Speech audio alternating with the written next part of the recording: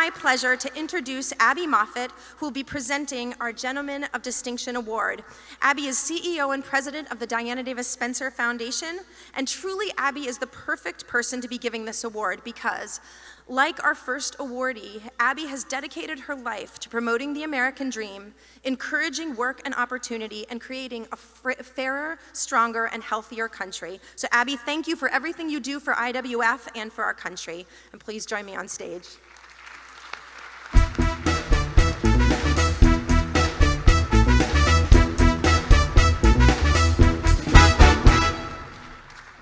Wow, this evening is so special for all of us in the room because we can finally be together. Yay! What an honor to have with us this evening Senator Tim Scott, a servant leader, a statesman, a patriot, a successful entrepreneur, and a man of unshakable faith. When the committee gathered, it was an easy decision to bestow on him the Gentleman of Distinction Award, which celebrates a gentleman who is committed to protecting and defending our American values, a man who works to create stronger and a safer society. While remaining steadfast in his beliefs, Senator Tim Scott exemplifies a commitment to respect and civil discourse. He is an advocate for limited government, economic liberty, and personal freedom, and promotes equal opportunities for women and men. Ladies, we are so blessed tonight to be in the presence of men who honor women.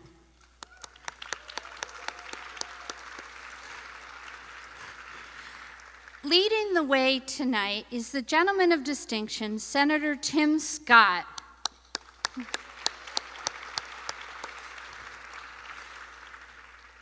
Those of us who have seen him soar really have to thank his mother, Frances Scott, who's joining us on video this evening, who showed Tim, when you shoot for the moon, even if you miss, you will be among the stars. Thank you, Frances.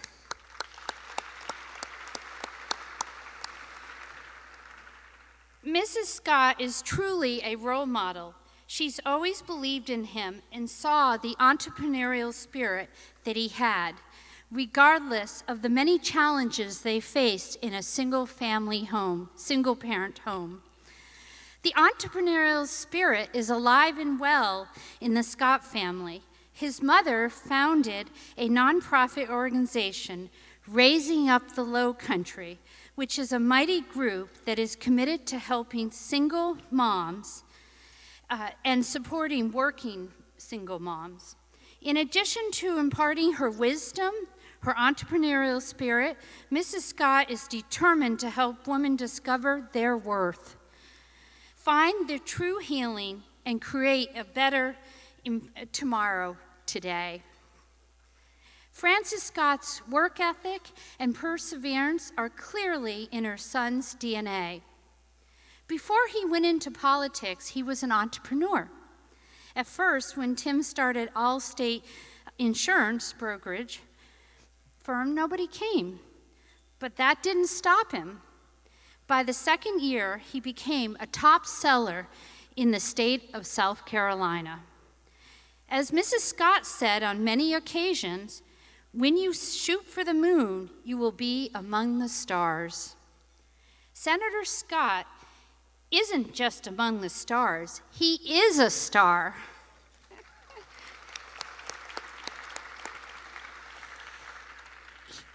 He's our ally in Congress who understands the importance of kitchen table issues, education, health care, jobs, and all the things that matter to Americans.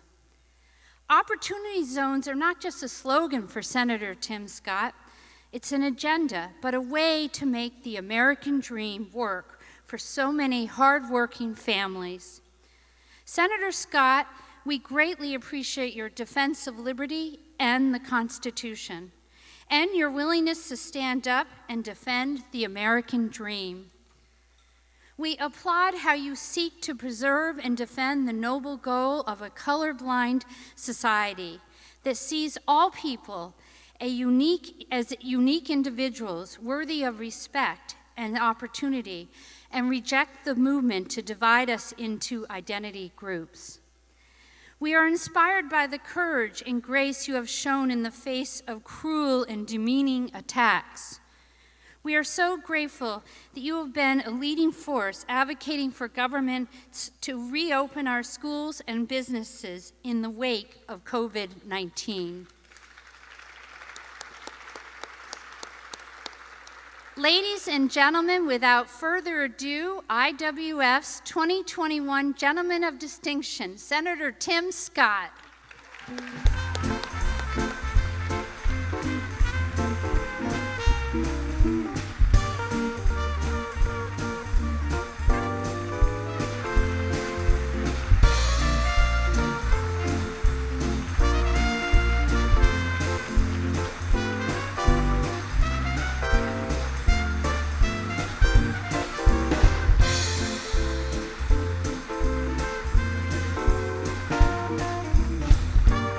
Thank you very much. Oh, that was so good, y'all. Good job to the band. Awesome. God bless y'all. Good evening. How's everybody doing out there? Awesome. Isn't it good to be an American? I'll tell you what. I will say I was standing back there listening to some of the introductions and the opening comments, and I will say without any question, I am a guy who is blessed with powerful, positive women all around me. I am a blessed man. So I already heard that y'all mentioned a few of them, but I do want to say two things before I get started. Abby, wherever you went, there you are. Thank you for the introduction, number one. And Abby's son, Spencer, is joined the Army this past Sunday. So talk about patriotism. Young people who want to serve the greatest nation on earth come out of households who respect, stand for our flag, and understand and appreciate that sacrifice requires people to go into harm's way on our behalf. Thank you, Abby, for the way you raised Spencer. God bless you. I know that I have Sarah and Neri. Will you both stand up? My staff director and number two, and on the aging committee. Thank you both for being here. Thank you both. I will say it's one thing to talk about doing the right thing and empowering women. We have to lead by example, men. Men in this room, we have to lead by example. And I am thankful that my comms director, my press secretary, my chief of staff, my deputy chief of staff, my staff director, and my number two, the aging committee, are all powerful, positive women. Now, this didn't just happen. This happened because I have a great mama. As Abby talked about my mama, now she's watching tonight. Now I'm a little nervous. Mom, I'm sorry I didn't invite you to be here tonight. My bad. Anyways, no, just joking. She had to work today, so she couldn't make it. But I'll say, as a kid who was raised in a single-parent household, mired in poverty, my number one hero was my mom. She worked 16 hours a day, 3 days a week, and 8 hours a day, 2 days a week, as a nurse's aide. That means that she basically changed bedpans and rolled patients for those hours every single week. She always wanted her two sons to understand that there's dignity in all work. And she was a living, breathing example. She was the epitome of hope, the personification that all things were possible under the worst conditions. And my mom today is still my American hero. And I will say that without any question, she taught me some really important things, Cindy. Number one, she taught me that never, ever can you surrender. You never give up. As Abby said during the introductory remarks, if you shoot for the moon, even if you miss, you'll be among the stars. Now, that is such a powerful force of encouragement. it was really important for me to hear those voices, her voice over and over again. I was the kid that my mother had to wrestle with. Anybody in here have a couple of kids? Anybody have a couple of kids? Any of y'all have like one kid who's almost perfect? That was not me. I was the mischievous, imperfect, stubborn, rambunctious kid. And unfortunately for me as a freshman in high school, with all that extra energy, I was not always shooting for the moon. I was not among the stars. I failed out as a freshman. So picture this, if you will. A lady who works 50, 60 hours a week, and on the weekend she picks up jobs cleaning someone's house just to make the ends meet. She comes home, she looks at my report card. She looks at me, report card, me. She says, honey, I said, yes, ma'am, shoot for the moon, and even if I miss, I'll be among the stars. She's like, no, sweetheart, you missed that lesson. So she walks me outside to a tree. You know where I'm going, this is good. She says, pick a branch, sweetheart. So I chose a branch. She says, take the leaves off. My mother, for those of you not from the South, introduced me to a different form of encouragement.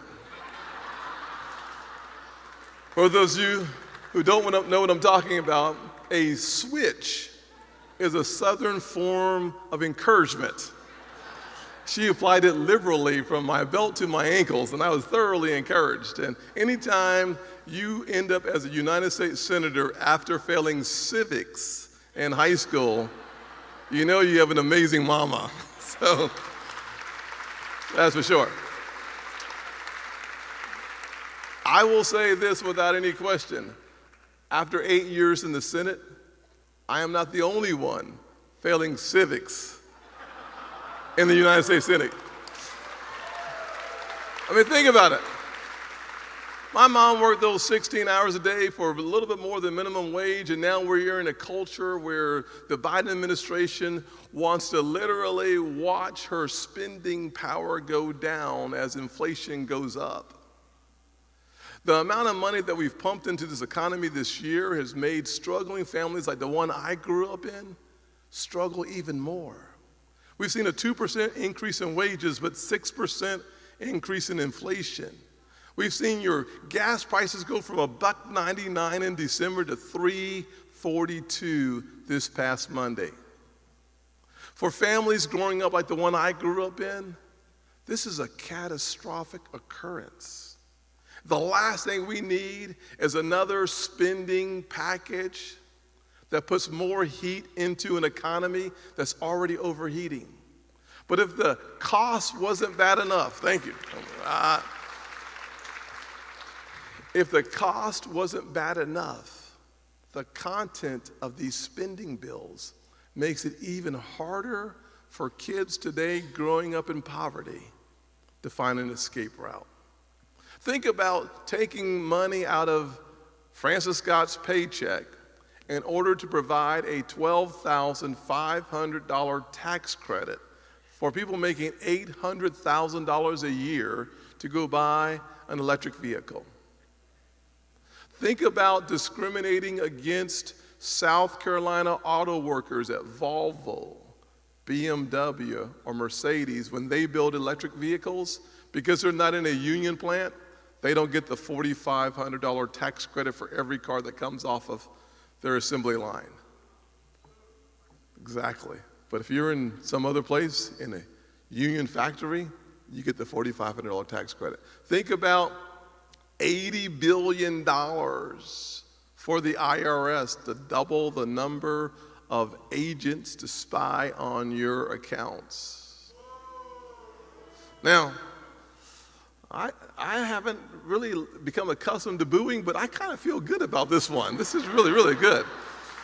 So I think of all economic policy positions that we take as a nation through the prism of a 7-year-old kid living with my grandparents in a 2-bedroom house with me, my mother, and my brother sharing 1 bedroom.